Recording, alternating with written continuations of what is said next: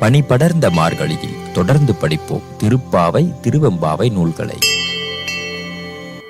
மார்கழி மாதம் 7ஆம் நாளில் திருவெம்பாவை பாடலின் 7ஆம் பாடல். அன்னே இவையும் சிலவோ பல அமரர் உன்னற்கரியான் ஒருவன் இருஞ்சீரான் சின்னங்கள் கேட்ப சிவனென்றே வாய்த்திரவாய் தென்னா என்னா முன்னன் தீசேர் மெழுகொப்பாய் என்னானை என்றறையன் இன்னமுதென்றெல்லாமும் சொன்னோங்கேல் வெவ்வேறாய் இன்னன் துயிலிதியோ மண்ணெஞ்ச பேதையர் போல் வாளா கிடந்தையால் என்னே துயிலின் பரிசேலோர் எம்பாவாய்.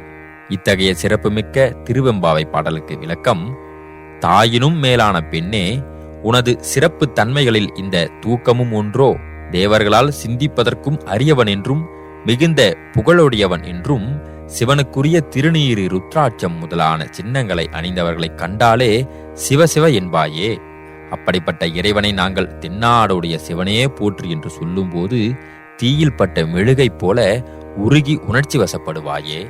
அந்த சிவன் எனக்குரியவன், என் தலைவன், இனிய அமுதம் போன்றவன் என்றெல்லாம் நாங்கள் புகழ்கிறோம்.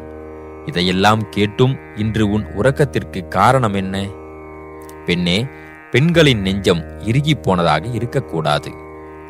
ஆனால் நீயோ நாங்கள் இவ்வளவு தூரம் சொல்லியும் இன்னும் எழாமல் இருக்கிறாய். அந்த தூக்கத்தை நீ என்ன ஒரு பரிசாக கருதுகிறாயா? பனி படர்ந்த மார்கழியில் தொடர்ந்து படிப்போம் திருப்பாவை திருவெம்பாவை நூல்களை.